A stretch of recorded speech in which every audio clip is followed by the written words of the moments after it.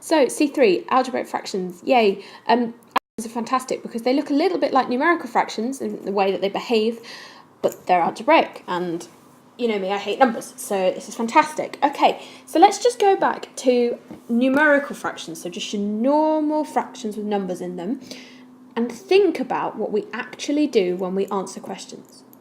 So say, for instance, we're asked to simplify 12 over 18.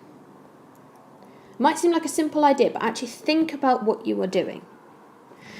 Now, I know that the answer there is 2/3. I can do that almost straight away. And the reason I know that is because 12 over 18 is actually 2 times 6 over 3 times 6. Now, because both of the 6's are multiplied, so we've got 6 multiplying to the numerator, 6 multiplying to the denominator, I can cancel them out, leaving me with 2 over 3. So that's the key. We normally just jump straight from 12 over 18 to 2/3. We kind of do the divide by 6 in our brains. But it's because both the numerator and the denominator are being multiplied by 6 that we can remove them from the numerator and denominator respectively.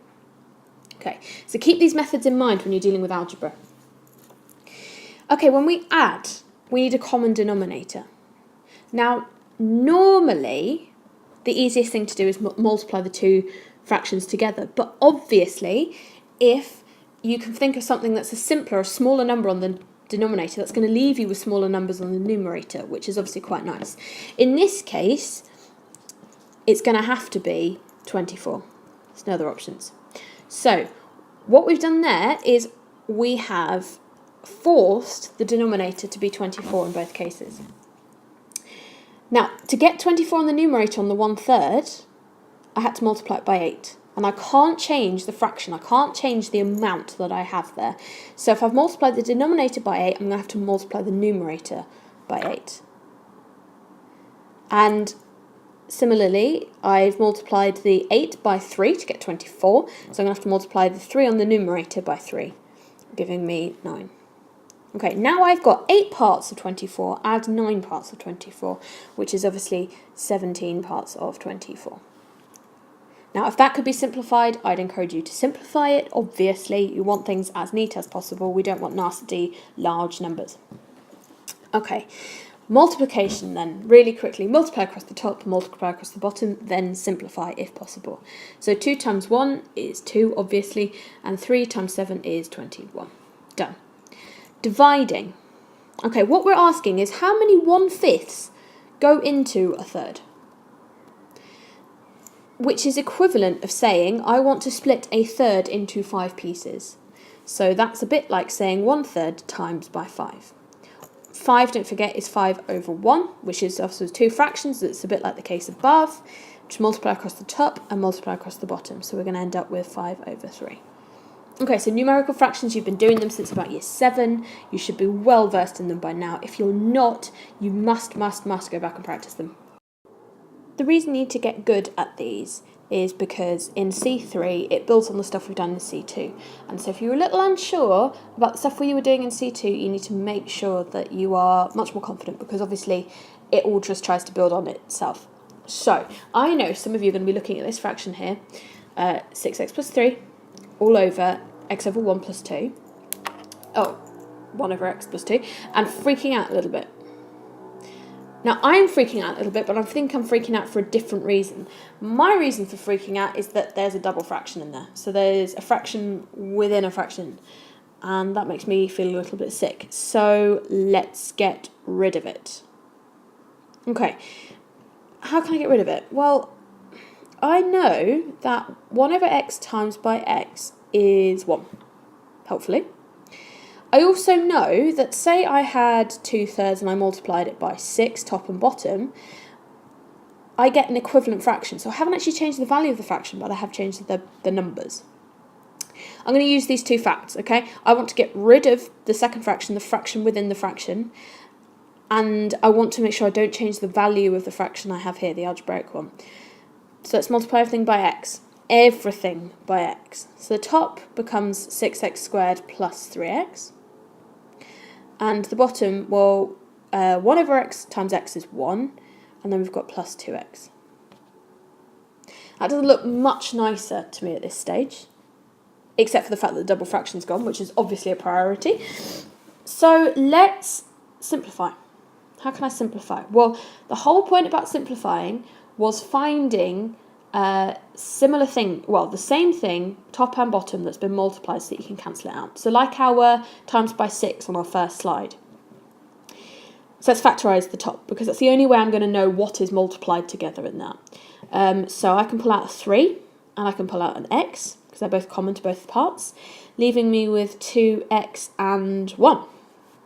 Oh, look, just move those around the other way. They're added together, so it's commutative. I can swap them around. And I'm left with the same factor there. This is basically 1 times 2 lot x plus 1. It's one lot of it. And then I've got 3x lots of it on the top. So I can cancel those out, leaving me with just 3x.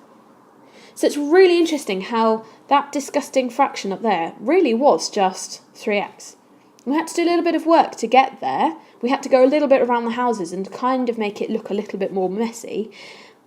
But that helped to simplify it out. You probably wouldn't have gotten there straight away. So as long as you were using the rules of mathematics correctly, you can do whatever you like to try and simplify down a fraction. And sometimes it just takes playing with it. Okay, I'm just going to introduce the concept, and we're going to come back to this in a second video. What happens when I have top heavy fractions? So when we're dealing with numbers, when we're dealing with numerical fractions, what we'd look for is the number of whole ones and then what's remaining. So in this case, a whole one is made up of 4 parts of 4. 4 over 4 is 1, obviously. How many lots of that do I have in 7? Well, I have 1 lot and 3 remaining. So this becomes 1 whole one, 4 over 4, and 3 quarters. Which traditionally, of course, there is a hidden plus in there. It's 1 and 3 quarters, not 1 lot of 3 quarters or anything like that. So for now, I would suggest writing that plus in there, because otherwise you're going to think that's 1 times 3 quarters. I want to know what when I have a top-heavy fraction in polynomials. So don't forget, polynomials are these expressions in algebra that we're dealing with at the moment. How do you, first off, recognise a top-heavy fraction in a polynomial? Well, it's all to do with its degree. Now, if you are not remotely interested in learning anything new about mathematics at this stage, turn the video off now. You've known enough to pass your A-level. If you're a little bit interested in what I might mean by a degree, and no, I don't mean a university qualification in this case, keep watching. So, a degree. What is this thing that I'm talking about?